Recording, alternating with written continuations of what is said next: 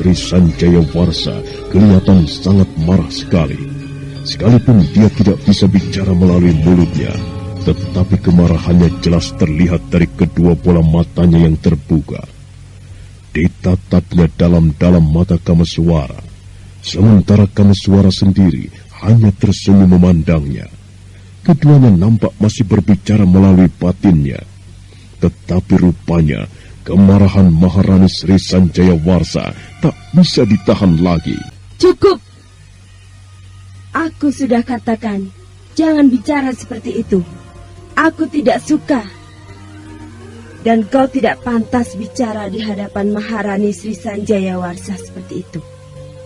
Derajatmu tidak setara denganku, anak muda. Bukan main. Jadi itukah namamu? Maharani Sri Sanjaya Warsa. Sebuah nama yang indah, sesuai dengan orangnya. Cantik dan menarik hati. Maharani Sri Sanjaya Warsa, aku berhak melakukan apapun terhadap dirimu jika aku suka. Karena aku adalah bagian dari takdir perjalanan hidup suamimu. Dan terus terang, aku mencintaimu, Maharani. Tidak, jangan anak muda. Jangan kau sentuh aku. Nanti kau akan menyesal. Kenapa? Apakah aku tidak boleh menyentuhmu? Bukan masalah boleh atau tidak boleh. Jika kau sentuh aku, maka aku akan muksa. Dan kau pasti akan menyesal. Mungkin kalau sekedar muksa, kemudian menitis pada orang lain tidak apa-apa. Tetapi jika aku muksa untuk selama-lamanya, berarti aku kembali ke alam keabadian. Semua ramalan suamiku hanya akan menjadi angan-angan saja. Aku mohon, lebih baik mundurlah beberapa tindak dariku. Baiklah. Lalu bagaimana sekarang? Aku sebenarnya menyukaimu. Tindakanmu selanjutnya bagaimana? Apakah kau ingin menitis pada wanita lain? Atau kau ingin muksa selamanya? Aku ingin menitis pada wanita lain, anak muda. Seandainya kau menitis pada wanita lain, apakah nanti kita akan bertemu lagi? Jika Dewata menghendaki, apapun dapat terjadi. Kalau begitu lebih baik kau muksa. Kemudian menitis pada wanita lain, agar dapat bertemu lagi denganmu. Seandainya kau telah menitis pada wanita lain, aku akan mencarimu, kemanapun perginya. Ya, carilah anak muda. Mudah-mudahan saja Dewata Agung mempertemukan kita. Lalu bagaimana caranya kau meninggalkan jasadmu ini? Ambillah air suci itu. Kemudian percikan air itu ke tubuhku. Dengan begitu, maka tubuhku akan muksa. Air suci? Aku tidak melihat ada air suci di sekitar tempat ini. Air suci itu berada di dalam kendi yang ada di atas sebongkah batu kecil itu. Ambillah. Kemudian segeralah kau percikan air itu. Setelah itu, kau boleh memiliki air suci itu. Iya. Kameswara pun segera melangkah mendekati kendil kecil yang berada di atas sebongkah batu. Setelah itu diraihnya kendi kecil yang berukiran indah itu. Ditatapnya sebentar benda berukiran indah dan bercahaya itu. Selanjutnya dia segera melangkah untuk kembali mendekati Maharani Sri Sanjaya Warsa. Bagus. Nah, sekarang segeralah kau percikan air suci itu ke tubuhku. Iya, bersiap-siaplah. Semoga Sang Hyang Agung memberkati kepergianmu dan juga rencanamu. Muksalah sesuai apa yang kau inginkan. Kameswara pun segera memercikan air suci itu ke tubuh Maharani Sri Sanjaya Warsa. Setelah itu wajah Kameswara kelihatan tegang. Dan tak lama kemudian, setelah air suci dipercikan, Tiba-tiba saja tubuh Maharani Sri Sanjayawarsa bergerak dan bibirnya pun menyungkingkan sebuah senyuman. Oh, kau sekarang bisa bergerak. Iya, tapi tak akan lama, karena aku akan segera muksa. Anak muda, terima kasih atas bantuanmu ini. Mudah-mudahan saja kelak kita akan bertemu kembali. Ya, sekalipun dalam sosok yang lain. Nah, selamat tinggal anak muda. Tunggu Maharani. Ada sesuatu yang ingin kubicarakan. Maharani! Kamaswara terkejut dengan apa yang dilihatnya. Kemudian dia segera mundur beberapa tapak. Badannya berdebar melihat tubuh Maharani Sri Sanjayawarsa yang perlahan-lahan sirna bagaikan ditelan angin malam. Kini tubuh Maharani Sri Sanjayawarsa lenyap sama sekali. Yang tertinggal hanyalah bau wangi menyapu ruangan itu. Kamaswara terpaku sejenak. Tetapi setelah itu, dia tersadar dari keterpakuannya. Kemudian dia pun segera menarik nafas panjang.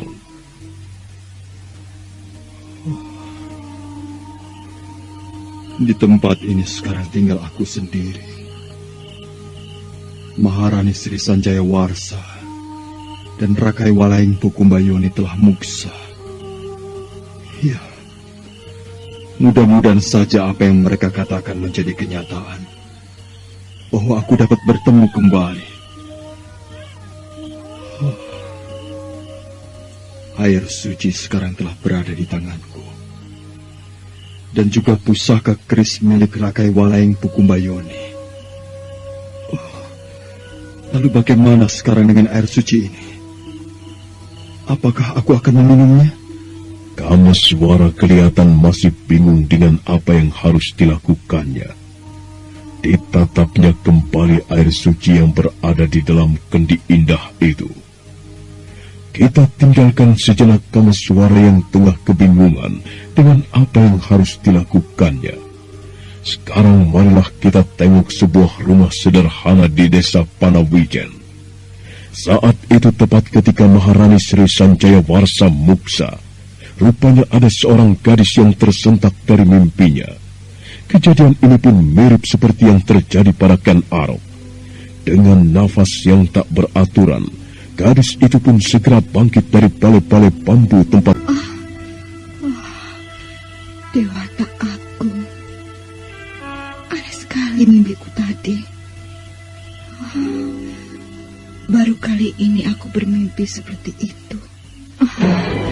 Aneh dan beruntung aja. Ayah! Ada apa dengan Kendedes? Malam-malam seperti ini kok berteriak-teriak seperti itu? Ayah! Ada apa Kendedes? Malam-malam kok menjerit-jerit? Ada apa? Ayo bicara. Ayah, saya... Kau pasti bermimpi. Iya, begitu? Iya. Tapi saya bermimpi aneh, Ayah. Mimpi saya seolah-olah benar-benar terjadi. Cuma karena mimpi saja kok berteriak-teriak seperti itu? Wajahmu sampai pucat seperti ini. Mimpi apa sebenarnya kau, Ndu? Saya bermimpi berada di suatu tempat. Dan itu saya rasakan seolah-olah bukan seperti bermimpi. Ketika saya berada di tempat itu, tiba-tiba seorang pemuda tampan muncul sambil memerciki saya dengan air suci yang diambil dari dalam kendi. Dan saya sangat terkejut sekali, Ayah. Hanya karena bermimpi seperti itu, kau menjerit-jerit memanggil ayah.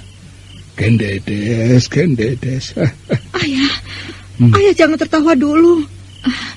Saya menjerit lantaran saya merasakan mimpi saya seolah-olah kenyataan. Saya jelas sekali merasakan percikan air itu, Ayah. Sudahlah, Ndu. Mimpi tetaplah mimpi. sekalipun kau seolah-olah merasakan itu kenyataan.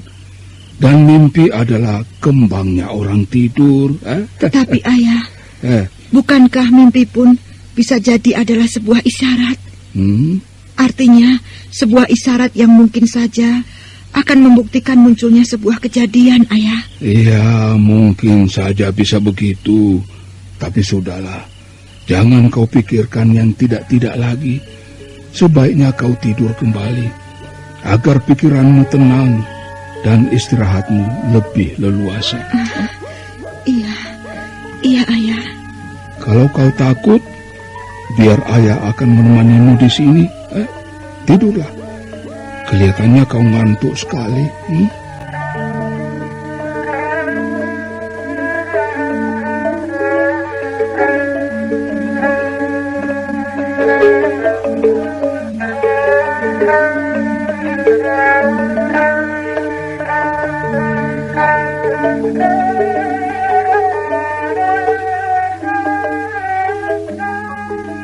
Sambil merebahkan kembali tubuhnya ke balai-balai bambu itu, pikiran Ken Dedes nampak masih diliputi tanda tanya oleh mimpi yang baru saja dialaminya.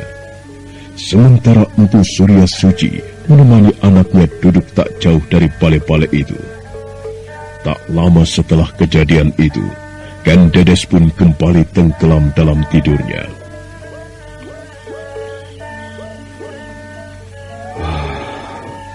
Jagat Dewa Batara, benarkah apa yang dialami anakku melalui mimpinya? Seandainya benar, mudah-mudahan saja semua itu jangan sampai mengisyaratkan sebuah kejadian buruk. Lindungilah aku dan anakku, oh Sang Hyang Jagat Batara.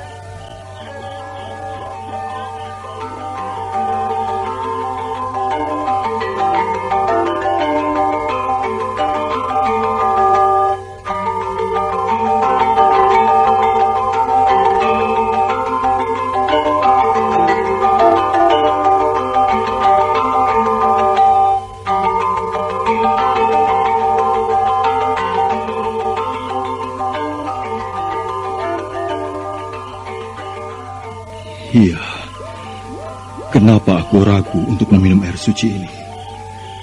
Bukankah aku adalah bagian dari takdir Rakai Walayang Pukumbayoni? Lebih baik, ku minum saja air suci ini. Mudah-mudahan bermanfaat bagiku.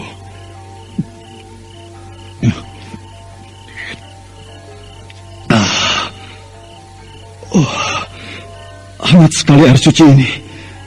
Tenggorokanku terasa lega setelah meminum air ini. Lebih baik, ku minum saja sampai habis. Kembali air suci yang berada di dalam kendi itu diminum oleh Kameswara. Tapi kali ini air itu diteguknya sampai habis. Tetapi setelah beberapa saat, Kameswara meneguk air itu. Tiba-tiba saja dia merasakan sesuatu yang lain dari dalam tubuhnya. Kenapa tiba-tiba tubuhku jadi terasa panas? Apakah ini akibat dari air suci itu? Gila, rasa panas ini terus menjalar ke seluruh tubuhku. Kenapa bisa jadi begini? Rasanya aku tidak kuat menahan rasa panas ini. Rasa panas ini semakin lama semakin tinggi saja. Tubuh Kameswara bergetar hebat. Dia berusaha melawan hawa panas dari dalam tubuhnya. Hawa panas itu dia rasakan seolah-olah membakar tubuhnya. Kameswara menjerit dan berlari ke sana kemari. Dan di luar kesadarannya, tiba-tiba saja dia mengeluarkan seluruh ajian yang dimilikinya. Hingga suatu ketika dia menubruk dinding ruangan gua itu.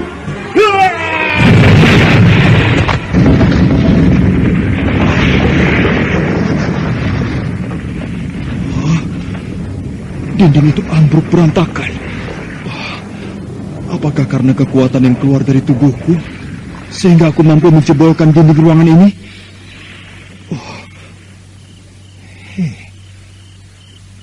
Hawa panas yang tadi kurasakan tiba-tiba saja lenyap dari tubuhku. Aneh. Dan aku merasakan tubuhku sekarang seolah-olah menjadi ringan. Benar-benar luar biasa sekali keampuhan air suci itu. Keadaan tubuhku sekarang telah kembali pada keadaan semula. Kalau begitu, sebaiknya aku bersemadi saja, agar keadaanku benar-benar pulih.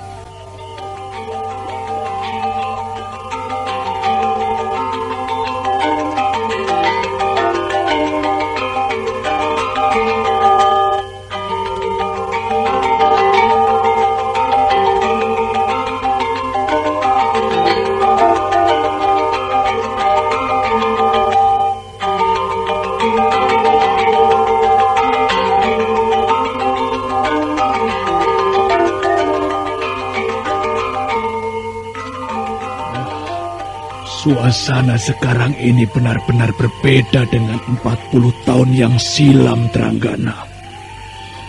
Padahal bulan purnama belum tiba, tetapi kabut-kabut ini lenyap begitu saja. Aku jadi curiga. Jangan-jangan telah terjadi sesuatu di air terjun itu. Iya, bisa jadi di air terjun itu telah terjadi sesuatu. Atau mungkin ini adalah akibat dari perbuatan Kanigara. Oh iya, benar juga katamu. Karena yang kita tahu selama ini, hanya dialah yang mampu berbuat begitu. Kalau begitu, kita harus segera mencari Kanigara. Kanigara memang harus kita kuasai. Orang itu cukup mengkhawatirkan kita untuk mendapatkan air suci itu. Kalau saja kejadian ini terulang lagi seperti dulu, artinya Kanigara berhasil membuang air suci itu. Maka aku tidak akan mengampuni laki-laki tua keparat itu. Wah, kalau begitu, ayo kita dekati air terjun itu. Kita lihat apakah air terjun itu dapat dilihat dengan mata telanjang atau tidak. Ayo. Tunggu dulu. Bagaimana dengan anakmu Hestia Rajasa? Bukankah sebaiknya kita cari dulu mereka? Iya, tapi seharusnya kita tidak perlu mencari Hesti Rajasa dan para Cigading. Seharusnya dialah yang menemui kita di tempat ini. Perasaanku jadi tidak enak.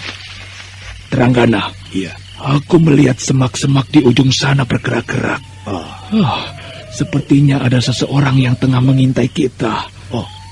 Iya, Pradata. Apakah kita sargap saja semak-semak itu agar orang itu muncul? Jangan dulu, jangan. Kita lihat apa yang diinginkan orang itu. Tranggana, awas! Orang itu melemparkan senjata rahasia. Sebuah pisau kecil melesat dengan cepat ke arah Poja Pradata dan Tranggana. Keduanya sempat terkesima melihat hal itu. Namun dengan secepat itu, Poja Pradata dan Tranggana segera berkelit ke samping. Pisau-pisau itu pun akhirnya tak mengenai sasaran. Sementara di balik semak-semak yang tak jauh dari tempat Poja Pradata dan Tranggana, nampak berkelebat sesosok bayangan meninggalkan tempat persembunyiannya. Udara masih terasa dingin, sekalipun kabut-kabut itu telah sirna, dan angin masih berhembus membelai pepohonan serta rumput-rumput liar. Keduanya kemudian segera bangkit berdiri begitu melihat bayangan itu berkelebat pergi. Keparat, cecunguk itu telah melarikan diri. Pengecut juga rupanya bajingan tengik itu. Untung saja kita selalu siap. Kalau tidak, maka pisau-pisau sudah melahap tubuh kita. Pradata, aku berhasil menangkap sebuah pisau yang dilemparkan orang itu. Kau lihatlah pisau ini. Barangkali kau mengenal siapa pemiliknya. Iya, aku mengenal siapa pemilik pisau ini. Rupanya orang itu pun hadir di tempat ini. Siapa nama orang itu, Pradata? Orang itu bernama Kuda Pandang, berasal dari Gunung Cermai. Iya, aku mengenal pemilik pisau ini dari bentuk gagang pisau yang berupa paruh burung Raja Wali ini. Jadi kau sudah mengenal orang itu? Aku bukan saja mengenal orang itu, tetapi aku juga sering berurusan dengannya. Namun sayang, sampai sejauh ini aku belum berhasil melihat wajahnya. Ia cukup gesit dan culas seperti ular beludak. Kelihatannya banyak sekali tokoh-tokoh hebat yang hadir di wilayah Kembang Ayun ini. Kupikir yang hadir di tempat ini hanya beberapa orang saja. Tetapi ternyata di luar dugaan.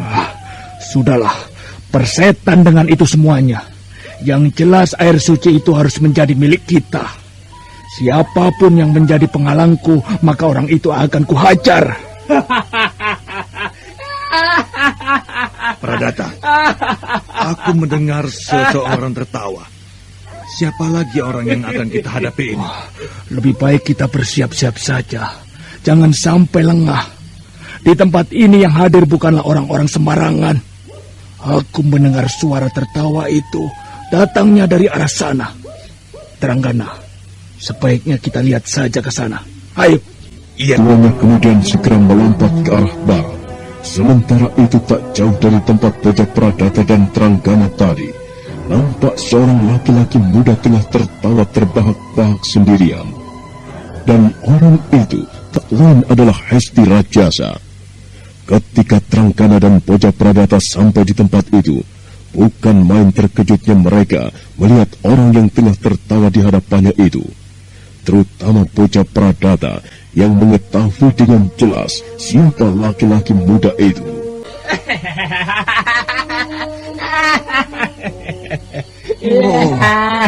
Hesti Rajasa. Kenapa dengan anak ini?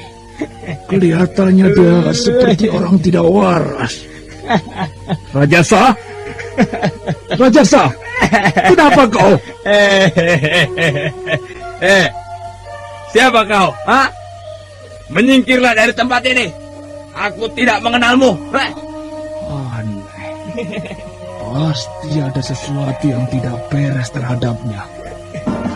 Rajasa, sadarlah. Aku ayahmu. Apa sebenarnya yang telah terjadi terhadap dirimu?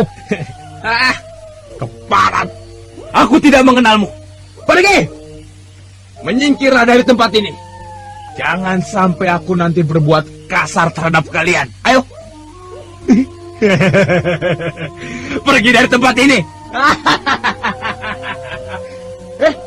Ayo pergi. Kenapa kalian masih diam saja di tempat itu seperti cecurut kotor? Hah? Pradata, anakmu kelihatannya sudah tidak waras lagi. Dan dia sepertinya sudah tidak mengenal kita lagi. Kenapa anak ini jadi begini?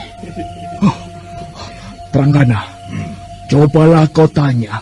Barangkali kalau kau yang bertanya, dia akan menerangkan dengan jelas. Iya, baiklah. Rajasa, kau masih mengenali aku?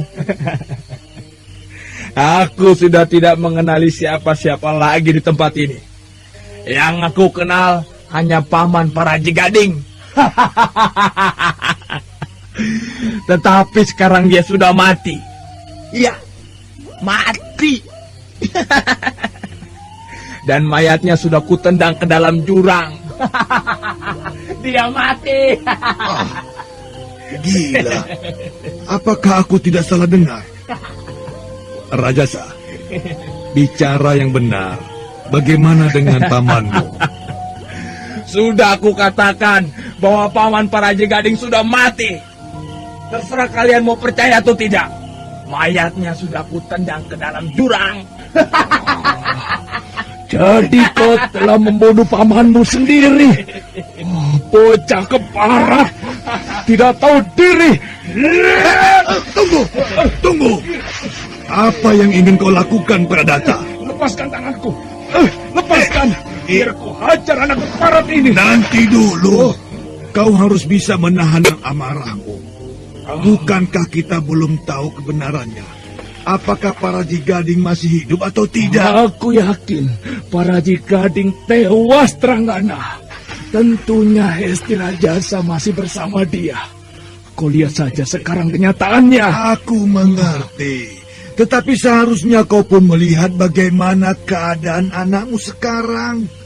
Kelihatannya dia sedang dalam keadaan tidak waras. Aku harap kau bisa menahan amarahmu. Kita tanya Hesti Rajasa secara baik-baik. Iya, Baiklah. Hesti Rajasa, kenapa kau sebenarnya? Hentikan dulu tertawamu. Aku ingin tahu kejelasan tentang pamanmu.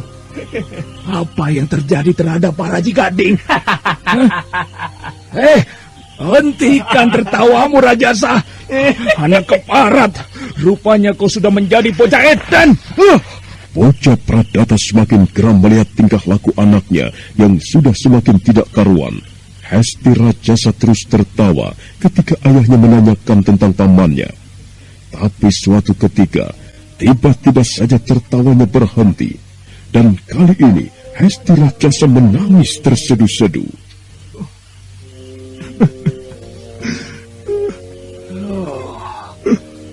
Hesti Rajasa benar-benar sudah menjadi orang tidak waras. Tadi ia tertawa terbahak-bahak. Sekarang ia menangis. Hentikan tangismu, Rajasa. Hentikan. Katakan.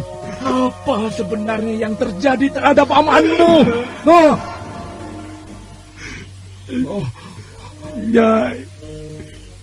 Nyai Salindri yang melakukan itu. Aku tidak mengerti. Bicara yang jelas. Ada urusan apa dengan Nyai Salindri? Ayo katakan. Ayah, dialah yang membunuh paman para Raji Gading. Apa? Para Raji Gading dibunuh oleh Nyai Salindri. Keparat. Jadi perempuan tua keparat itu yang telah membunuh para Raji Gading. Bangsat! Aku harus membalas perbuatan wanita tua laknat itu. Nyai Salindri! Tunggulah pembalasanku, keparat! Paman, aku mendengar suara orang berteriak-teriak. Sepertinya aku mengenal suara itu, Paman. Iya, seperti suara bocah Pradata. Aneh, ada apa dengan dia? Kenapa dia berteriak-teriak menyebut namanya Salindri? Aku pikir manusia itu sudah mati. Ternyata dia masih hidup. Kakang Kanigara tentu akan terkejut jika melihat bocah Pradata masih hidup. Jadi, ayah pun mengenal bocah Pradata, Paman? Iya. Kelihatannya bocah Pradata mempunyai masalah berat dengan Nyai Salindri. Siapa sebenarnya Nyai Salindri itu, Paman? Dia seorang nenek yang usianya sudah cukup tua dan mempunyai kepandaian tinggi yang sangat luar biasa sekali, Gensiwi. Apakah kehadirannya di tempat ini, dia pun menginginkan air suci itu? Ya, tak beda seperti para pendekar lain yang datang ke wilayah ini. Dia juga ingin lebih hebat dan dapat menjadi muda kembali. Ternyata wanita yang sudah setua itu masih mempunyai hawa nafsu duniawi yang sangat tinggi. Ya, begitulah watak dari tokoh-tokoh aliran sesat Gensiwi. Kesenangan dunia bagi mereka adalah surga yang tidak boleh disia-siakan begitu saja. Makanya apapun yang dilakukannya selalu dianggapnya remeh. Sudahlah. Lebih baik kita dekati air terjun itu. Ayo. Apakah kita tidak sebaiknya lihat bagaimana keadaan bocah Pradata, Paman? Tidak usah, Gensiwi. Kita tidak punya banyak waktu. Lebih baik kita dekati air terjun itu. Ayo. Iya, baiklah. Jika kita sudah berada di dekat air terjun itu, kita harus berhati-hati. Dan juga jangan mudah terpancing dengan orang-orang yang ingin membuat permusuhan. Iya, Paman.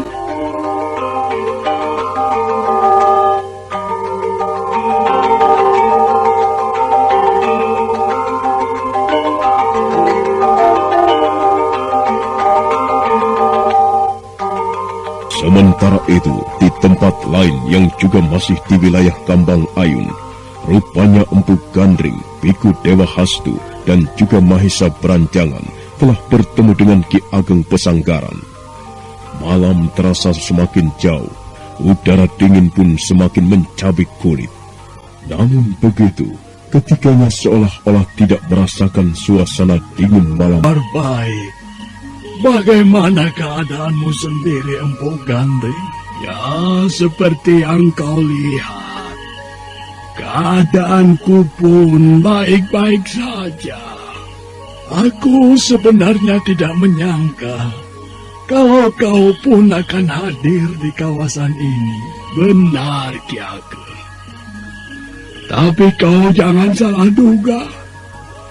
Kehadiranku di tempat ini hanya untuk melihat bagaimana sebenarnya kejadian yang akan terjadi.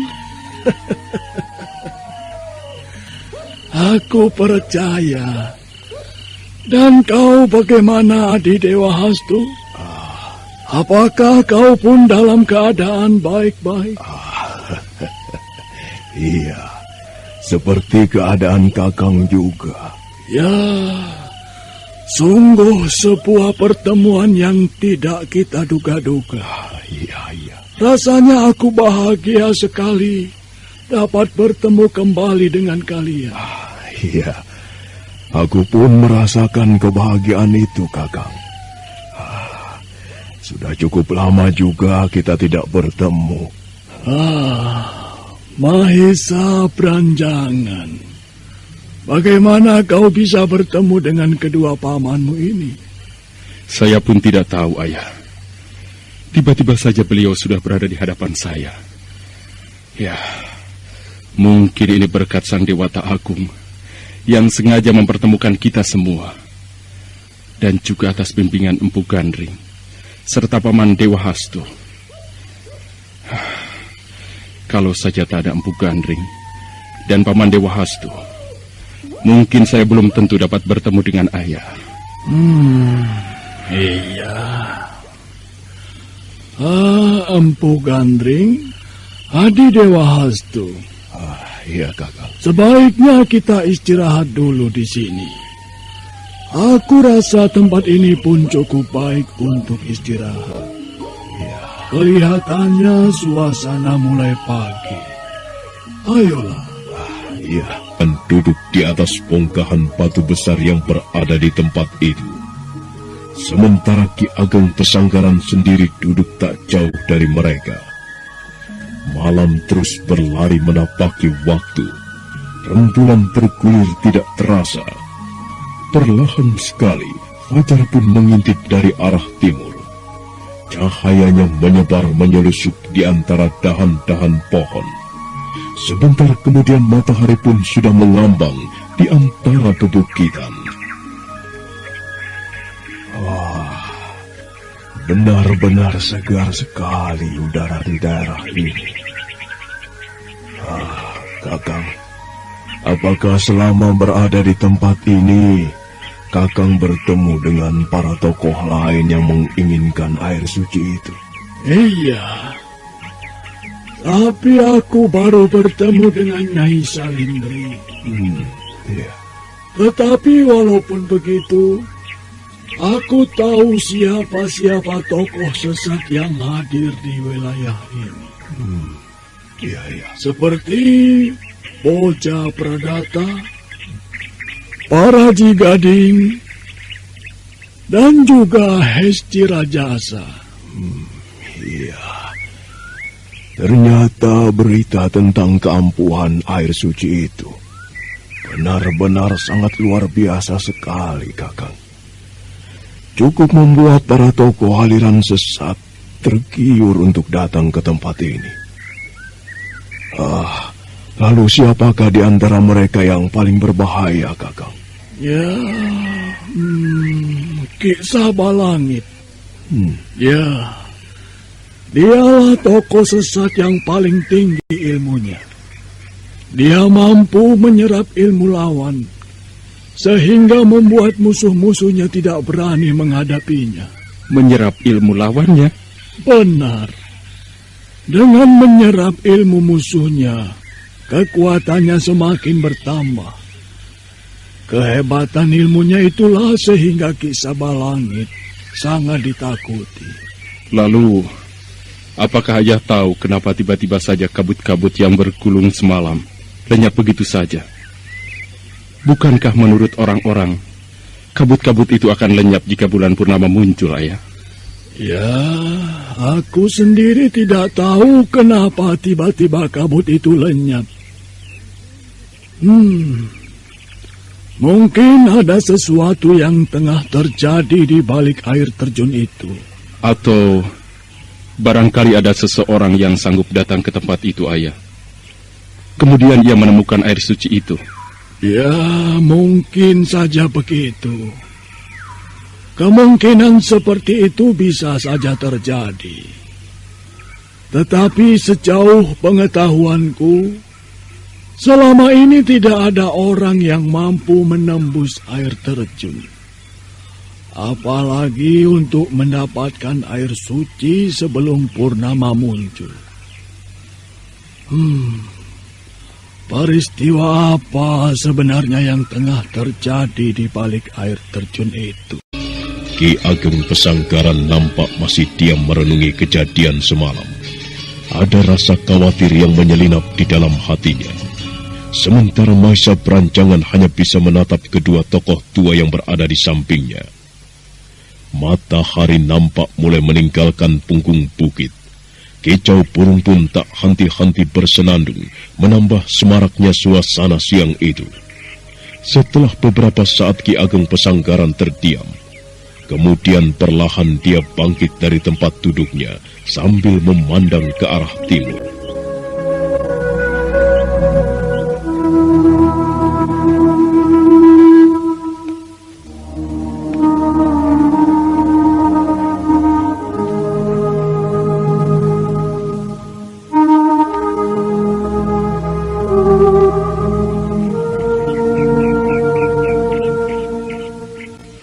Firasatku mengatakan bahwa di balik air terjun itu ada sesuatu yang sedang terjadi.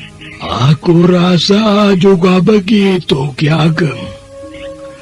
Melihat dari peristiwa yang terjadi 40 tahun yang silam, kejadian ini rasanya aneh sekali. Kabut yang bergumpal begitu tebal, tiba-tiba saja sirna seketika. Menurutku, bagaimana kalau kita lihat saja suasana di dekat air terjun itu, Kakang? Apakah air terjun itu dapat dilihat dengan mata telanjang atau tidak setelah peristiwa lenyapnya kabut semalam? Nanti dulu. Bukan aku tidak mau untuk melihat air terjun itu sekarang. Tetapi aku ingin menenangkan suasana dulu, terutama pikiranku. Sebaiknya kita berada di sini saja dulu. Iya, baiklah Kakang. Iya, kalau bisa kita lihat nanti malam saja. Bukankah nanti malam adalah bulan purnama? Iya. Bulan purnama adalah saat yang tepat untuk melihat bagaimana suasana di air terjun itu. Sebaiknya sekarang kita berada di sini saja dulu. Akhirnya Biku Dewa Hastu pun menuruti kata-kata Ki Ageng Pesanggaran. Setelah beberapa saat Ki Ageng Pesanggaran berdiri, kemudian dia pun menoleh ke arah Empu Gandring dan Biku Dewa Hastu. Dan selanjutnya, dia kembali duduk di tempatnya semula. Ayah, menurut Paman Dewa Hastu, Kameswara pun sudah berada di sini. Dan dia datang ke wilayah ini bersama Pinaka Swasti Ratu. Jadi Kameswara pun sudah berada di wilayah ini. Benar, Kakang. Maafkanlah atas kesalahanku yang tidak bisa mencegah Kameswara untuk datang kemari. Ya, sudahlah, tidak apa-apa. Kameswara memang anak yang keras kepala. Apapun keinginannya Jika sudah ia ucapkan, maka keinginannya itu harus ia lakukan.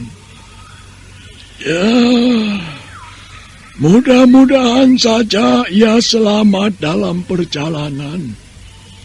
Terutama jangan sampai terjadi hal-hal yang kita tidak inginkan terhadap mereka berdua. Benar, Ki Ageng. Semoga Sang Hyang Widi melindunginya. Apalagi mereka bersaudara dan tidak saling mengetahui bagaimana latar belakangnya masing-masing. Iya, Kakang. Sebenarnya waktu itu pun aku mengkhawatirkan kepergiannya.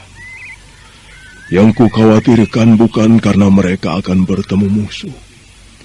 Tapi yang aku khawatirkan justru mereka melakukan hubungan di luar dugaan kita. Ya, seperti yang aku katakan tadi.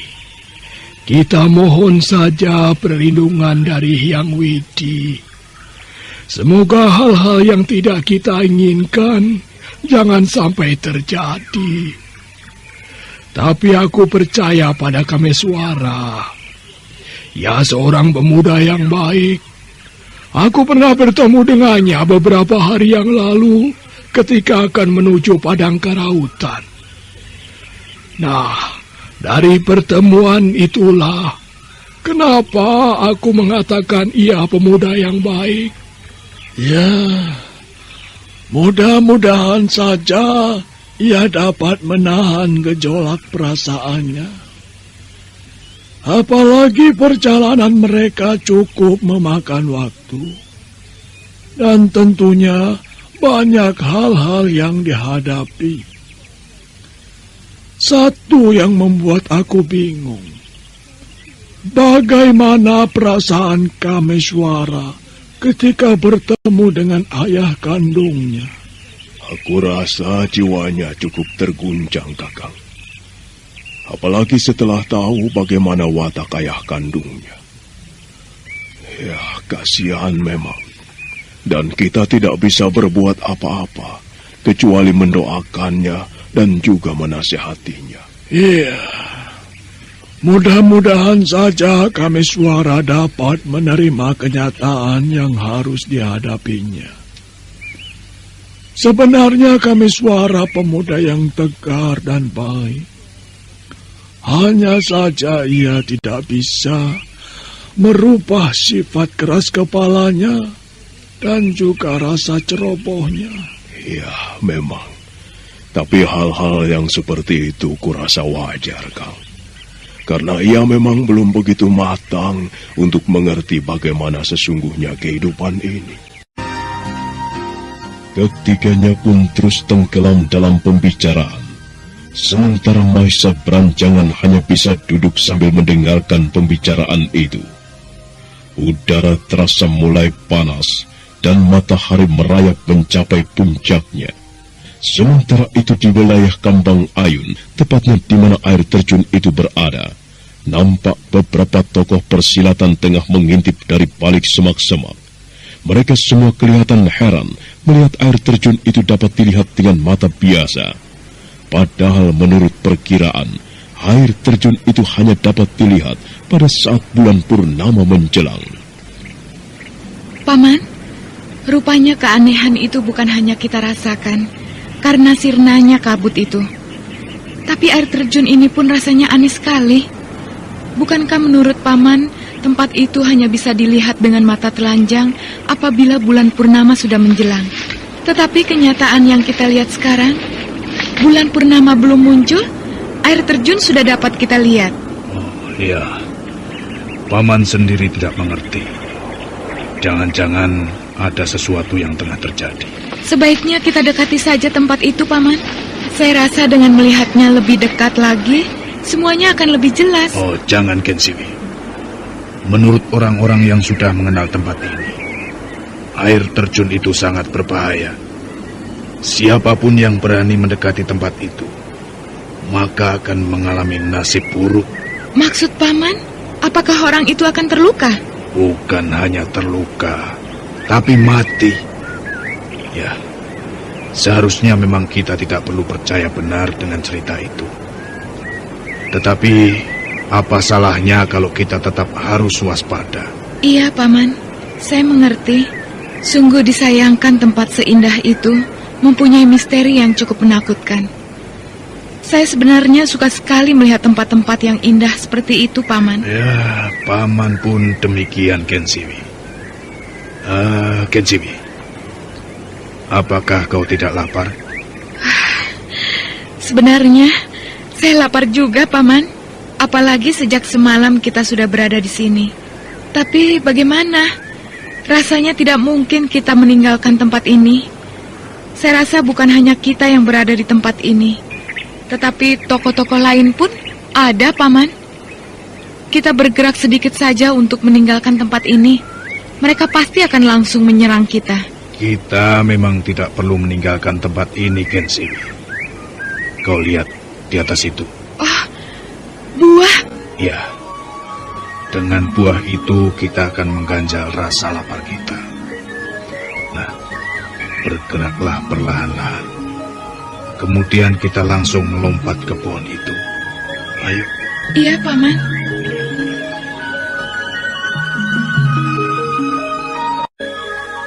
Keduanya segera mengendap-endap untuk menuju ke sebuah pohon yang tak jauh dari tempat persembunyiannya.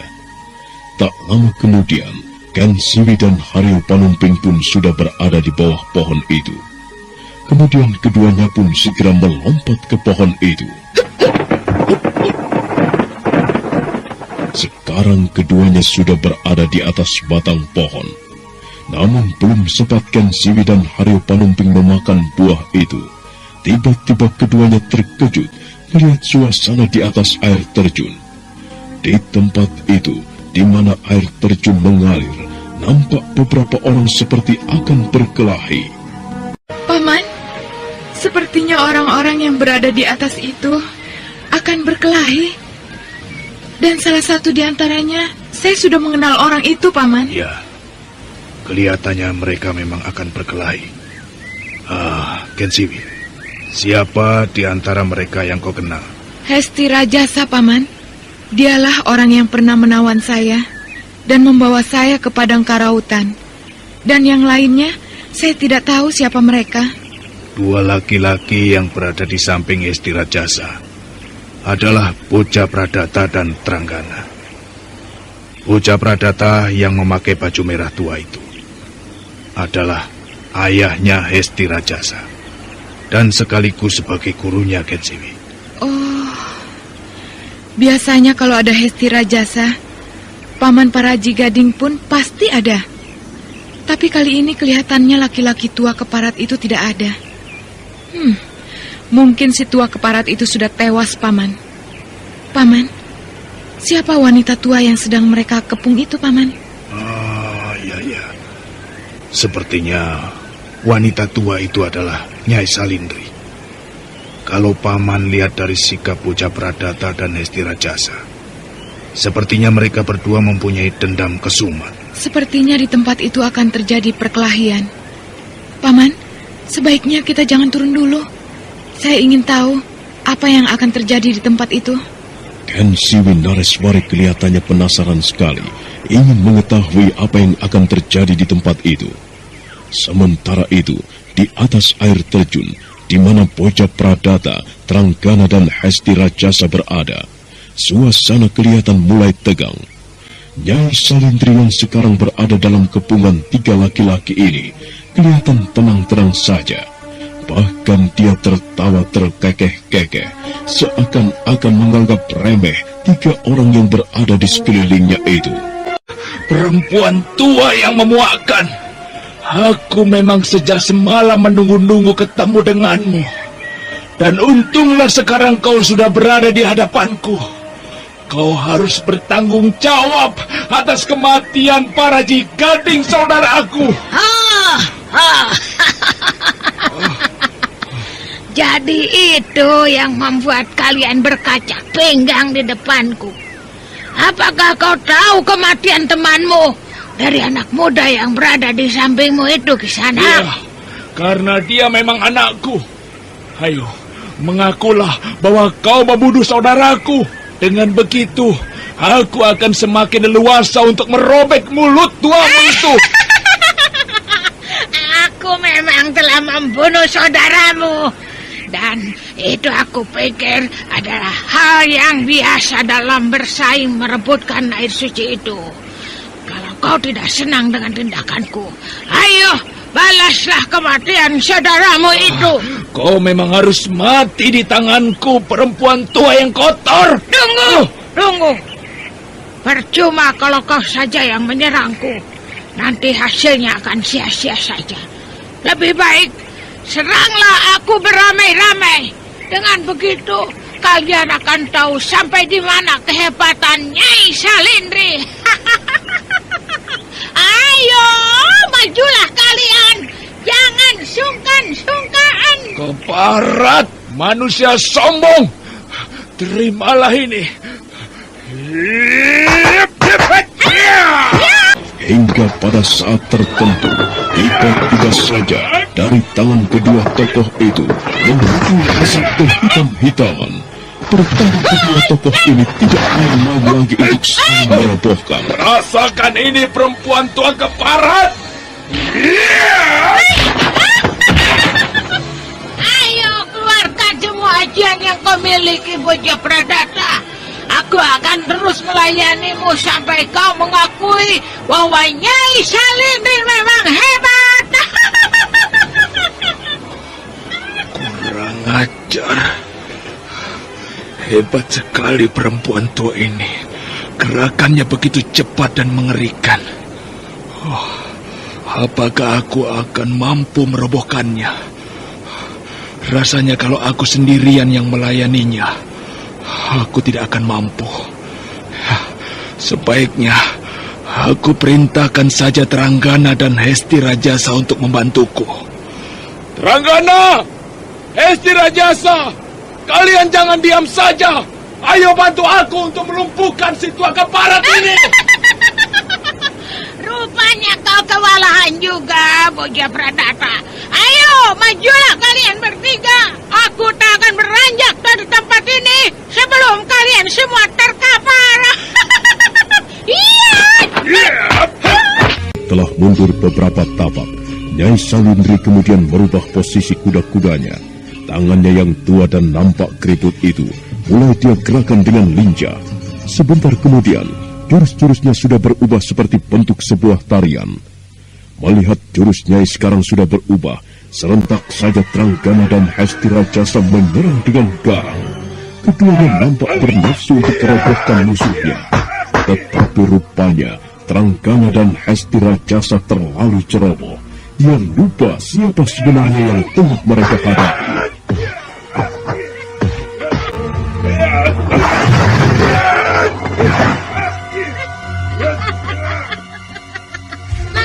Manusia bodoh. Iya.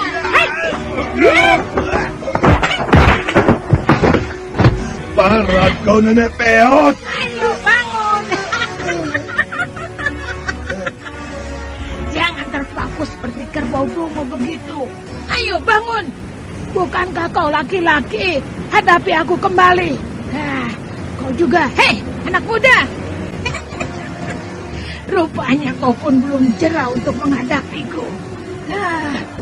Sayang sekali pertemuan kita yang kedua ini tidaklah seindah waktu itu. Tutup mulutmu, Nenek Jalang. Aku muak melihat tampangmu yang menjijikan itu. Waktu itu kau boleh lolos dari tanganku. Sekarang kau tak akan kubiarkan pergi begitu saja. Teranggana, bangunlah. Ayo kita hadapi nenek tua ini bertiga. Aku pun rasanya sudah muak melihat wajahnya yang menjijikkan ini. Ayo.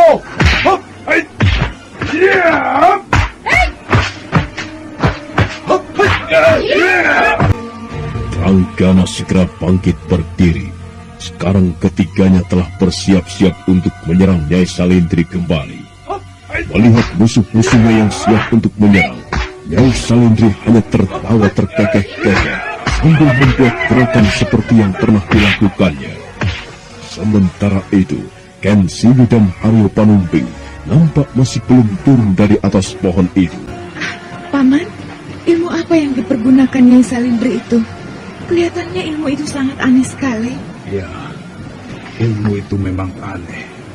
Gerakan-gerakannya sangat lincah, lentur. Mungkin ilmu itulah andalan dari Nyai Salindri. Kau perhatikanlah itu. Nenek tua itu wujudnya mulai berubah. Oh, benar, Paman. Bukan main hebat sekali perempuan tua itu. Tiba-tiba saja ia menjadi cantik dan lincah. Oh, apakah karena pengaruh ilmu yang dipergunakannya, Paman? Sehingga Nyai Salindri bisa berubah menjadi cantik seperti itu? Ya, ilmu itulah yang merubah Nyai Salindri menjadi cantik. Tetapi kecantikan yang ia perlihatkan itu adalah kecantikan palsu yang dipergunakan hanya untuk merobohkan lawannya. Kau lihat saja nanti. Bagaimana? Apakah kalian masih tetap ingin melawanku? Oh, percuma. Sebaiknya urungkan saja niat kalian. Kalian bertiga bukanlah lawanku. Atau bagaimana kalau kita bergabung saja untuk mendapatkan air suci itu? Siapa sudi bergabung dengan perempuan tua menjijikkan sepertimu? Silakan kau membusungkan dadamu bahwa kau paling hebat di antara kami bertiga.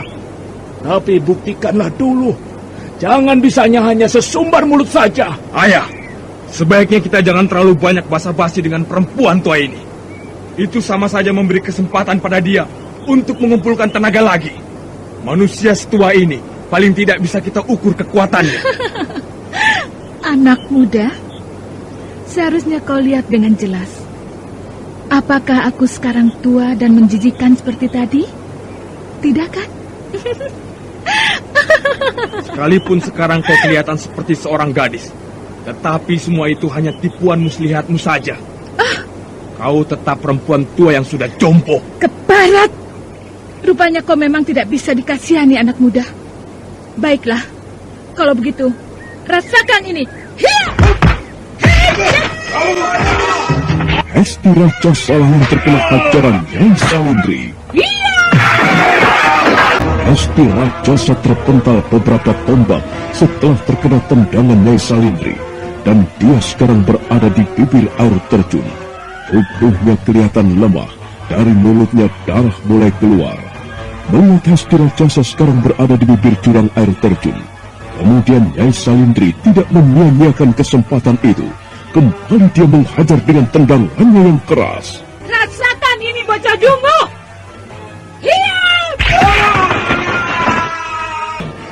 Keparat kau, Nyai Salindri. Kau telah membunuh anakku. Rupanya kau memang tidak bisa dikasih hati. Sudah aku katakan sejak tadi, jangan coba-coba melawan Nyai Salindri. Tetapi dia tetap melawan. Nah, itulah akibatnya. Kau masih tetap mau melawanku? Cukup! Tidak perlu kau umbar mulutmu yang busuk itu. Sekarang kau tak akan kubiarkan hidup di jagat ini. Hutang pati harus dibayar dengan pati. Hutang nyawa harus dibayar dengan nyawa. Dan sekarang sudah saatnya kau harus membayar nyawa anakku dan juga nyawa saudaraku. Nah, rasakan ini.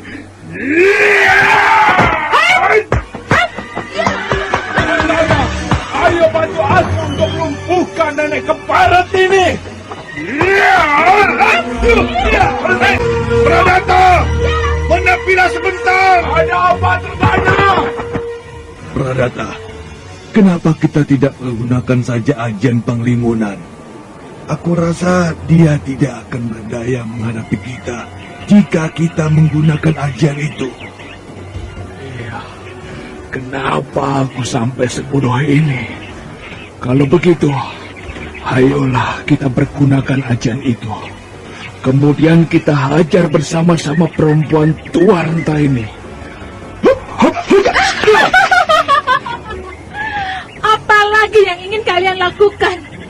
Percuma. Tetap saja sia-sia apa yang kalian lakukan itu. Tertawalah sepuas-puasmu, perempuan renta. Nanti juga kau akan tahu. Kami berdua bukanlah lawan yang enteng, yang mudah kau sepelekan. Bocah Pradata dan Tranggana kemudian memasang kuda-kudanya dengan kekar. Keduanya lalu merenggangkan kakinya, sementara kedua tangannya ditelungkupkan di depan dadanya masing-masing. Dan itulah pertanda bahwa mereka tengah mengeterapkan ajian panglimunan. Setelah beberapa saat dalam posisi kuda-kudanya, tiba-tiba saja tubuh bocah Pradata dan Tranggana lenyap begitu saja.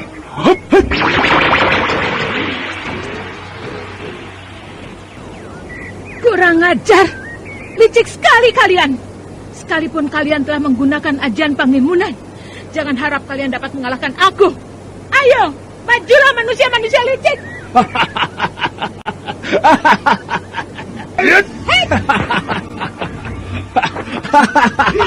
Ayo, mana kehebatanmu?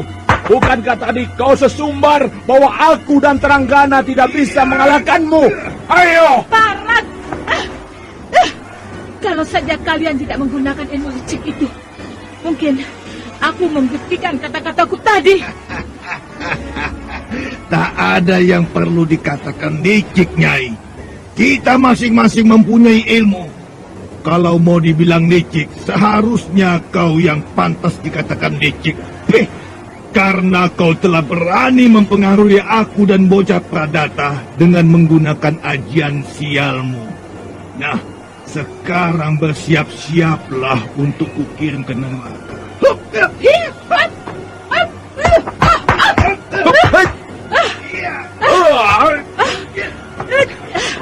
Tunjukkan diri kalian, pengecut. Aku muak menghadapi kalian dengan cara yang seperti ini. Jangan banyak bicara.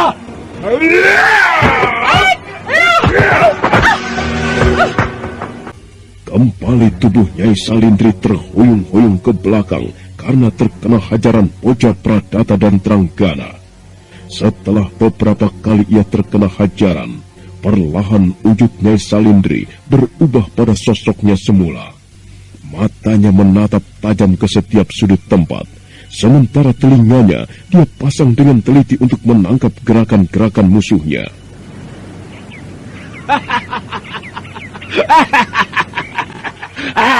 Sekarang kau sudah kembali pada bentuk jelekmu, nenek tua. Dan aku rasa sekaranglah saatnya kau menerima kematianmu. Benar, Pradata. Manusia seperti ini memang tidak pantas hidup lama di jagat ini. Di samping usianya sudah terlalu tua dan bau tanah. Tetapi tingkah lakunya pun semakin memuakkan. Ayolah, kita tidak perlu membuang-buang waktu lagi.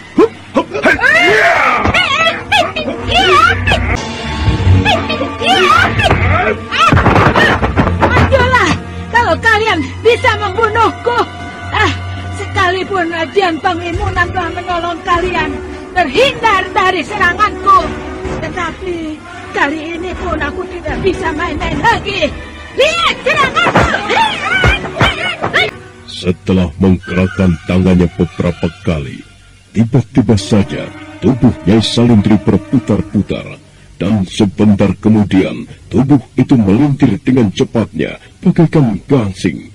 Angin kencang dan hawa dingin pun mulai terasa dari apa yang dilakukan oleh Nyai Salindri. Semakin lama, semakin terasa hawa dingin menyebar di tempat itu. Bocah Pradata dan Tranggana pun mulai merasakan hal itu. Keparat, ternyata perempuan tua ini masih mempunyai ajian simpanan Pradata. Gila, hawa dingin ini benar-benar kuat. Seluruh sendi tulangku seakan-akan jadi membeku. Kita harus melakukan sesuatu, Tranggana. Rasakanlah oleh kalian keampuhan ajianku yang satu ini. Kalau kalian mau tahu, inilah ajian Astanendra atau ajian jangan tidur.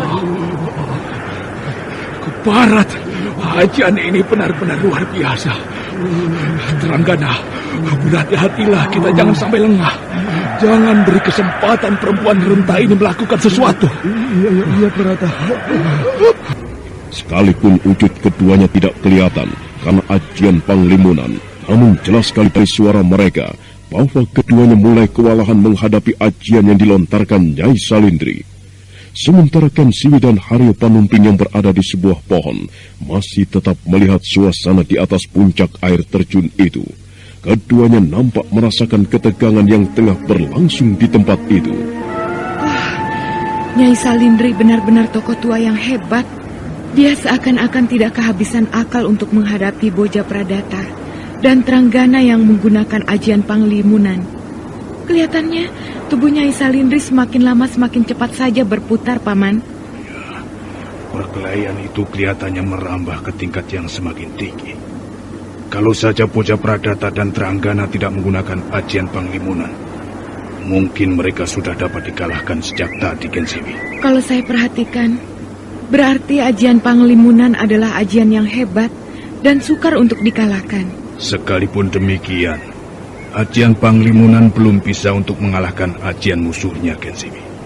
Seperti yang kau lihat sekarang, Boja Pradata dan Tranggana belum bisa menembus ajian Nyai Salindri. Iya, Paman. Nah, kau lihat itu. Putaran ajian Astanendra yang dilontarkan Nyai Salindri semakin dahsyat. Ya, aku rasa Nyai Salindri dapat melindungi dirinya dari serangan Boja Pradata dan Tranggana. Benar, Paman. Tapi apakah Boja Pradata dan Tranggana sendiri mampu menerima ajian Astanendra? Oh, entahlah. Lihat saja nanti hasilnya, Ken Siwi. Paman, lihat.